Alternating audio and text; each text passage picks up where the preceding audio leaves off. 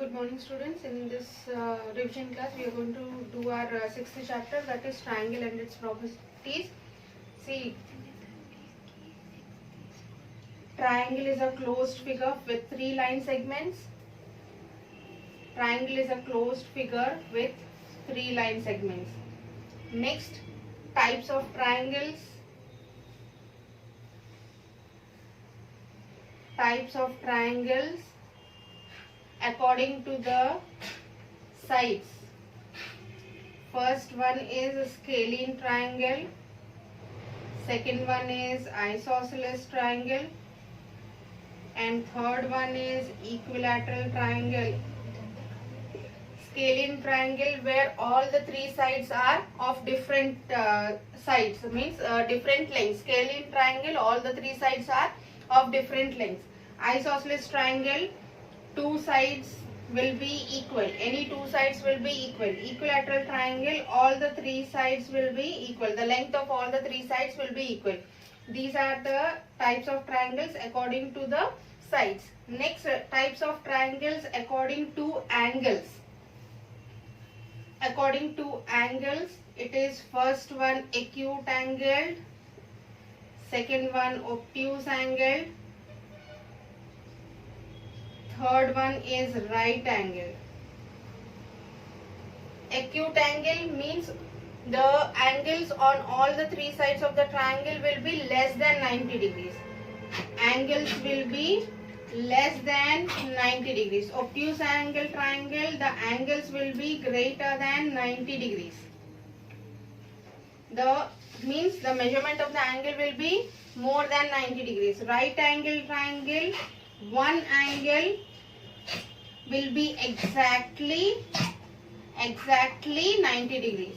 Means it will be like this or like this or like this. This is your right angle triangle. Means one angle will be 90 degrees. These are the types of triangles according to the angles. First one is acute angle triangle, second one is obtuse, and third one is right angle triangle. Next comes the median. Means in a triangle ABC, when we draw a line from the vertex to the opposite side, when we draw a line from the vertex to the opposite side, that is the midpoint of the opposite side, let us name it as M, this is called a median. When a line is drawn from the vertex to the opposite side, that is to the midpoint of the opposite side, this line is called median. There will be three medians in a triangle, and where the point where the three medians meet, this is called orthocenter. Once again, when a line is drawn from the opposite vertex to the midpoint of the opposite side, it is called a median. And where the triangle is going to have three medians, and where the three medians meet, the point where the three medians meet, it is called orthocenter. Next, excuse me, it is not orthocenter, it is centroid. It is centroid. Where the three medians meet, it is centroid. Next comes the altitude. Again in a triangle, when a perpendicular line is drawn from the vertex to the other side, opposite side, when a perpendicular line is drawn and it makes 90 degrees, and there is no rule that it should be the midpoint of the opposite side. This line is called altitude.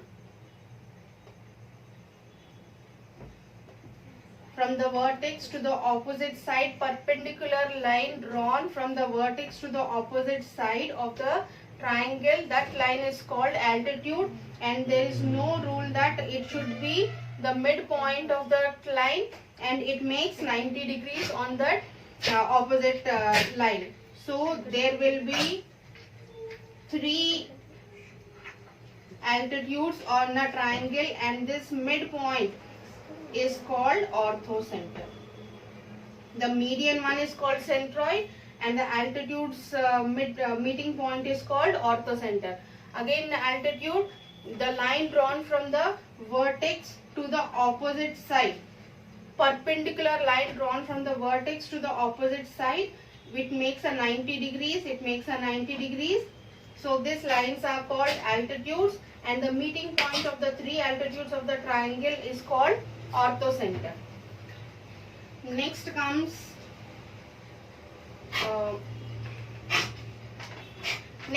the properties. Properties of a triangle. See, the first one is exterior angle property. Exterior angle property means in a triangle, when you extend the line and this angle is x, think A, B, C and this is D. The exterior angle here is x. We have extended BC to D. So x is the exterior angle. X will be equal to angle A plus angle B, means exterior angle is equals to the sum of the opposite angles.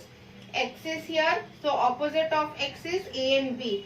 So angle x will be equal to angle A plus angle B, means according to exterior angle property, exterior angle is equals to sum of the opposite interior angles, because these two are interior inside the triangle. So exterior angle is equals to sum of the opposite interior angles. This is your exterior angle property. Next comes your angle sum property. Angle sum property, it means that in a triangle ABC XYZ, means angle x plus angle y plus angle z, sum of all the three angles in a triangle will be equal to 180 degrees. This is your angle sum property, means sum of the angles of a triangle is equal to 180 degrees. This is your angle sum property. This is your second property. First one is your exterior property and second one is your angle sum property. Next, third one is sum of the two sides of a triangle will be greater than the third side.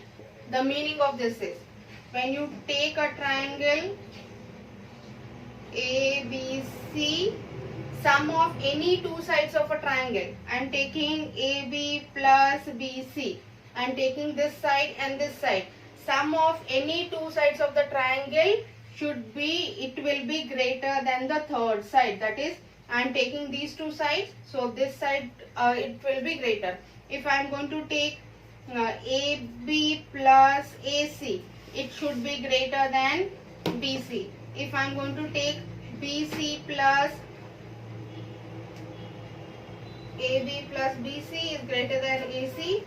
Next, AB plus AC is greater than BC. Next, BC plus AC, it should be greater than AB. So in sum of any two sides of the triangle, it will be greater than the third side. Then only if this is possible, then only if any measurements are given, the triangle can be formed, only if this rule is possible. This is your third property of your triangles. Next one is same wise for difference. AB plus BC, AB plus AC. This is for sum. If it is for difference, then it should be less than. The first one is for sum. Now less than means if it is in difference. Next is Pythagoras theorem.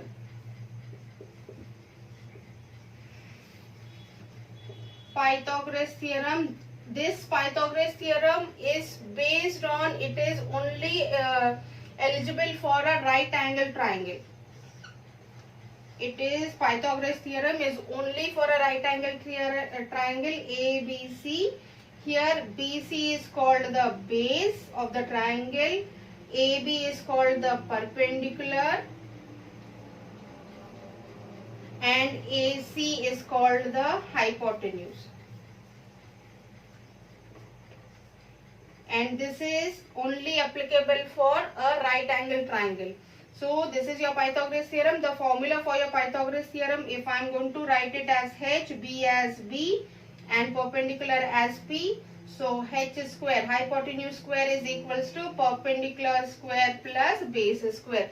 If they have given hypotenuse and they have given base, if they want to find the perpendicular, you can use this formula. If they have given perpendicular and base, you find the hypotenuse, you can use this formula. So this is your Pythagoras theorem. So these are the basic things which we have learned in triangle and its properties. Some example of problems which we have done. See, they have given a triangle, they have extended. Otherwise, first let do us angle sum property ABC. Here it is given as 60 degrees, here it is given as 20 degrees. You have to find this x. By using an angle sum property, x plus 60 plus 20 is 180. So x plus 80 is equals to 180. X is equals to 180 minus 80, that is 100 degrees. Means x will be 100 degrees. Means by using the angle sum property, we can find the unknown angle. Next is to find the exterior angle. If it is given as A, B, C and D, we have to find this x. Here it is given as 60 degrees, here it is given as 60 degrees. We have to find this x. So angle x will be exterior angle property. Angle x, that is exterior angle, is equals to sum of the opposite interior angles. That is 60 plus 60, that is 120 degrees. Means x is 120 degrees. Here we have used our exterior angle property. Same wise, if a triangle is given and here it is extended, here it is x, here it is given as 30 degrees, here 60 degrees, and here 60, 90, and here let it be here also 60 degrees and here also 60 degrees. We have to find this x. See, this x and this 60 degrees both are opposite angles. So angle x will be also equals to 60 degrees because x and 60 degrees both are opposite angles. So these two angles will be equal. These type of questions, Pythagoras theorems, see, A, B, C, base is given as something x centimeters, perpendicular is given as y centimeters, and hypotenuse you have to find. H is equals to, so hypotenuse square is equals to base square.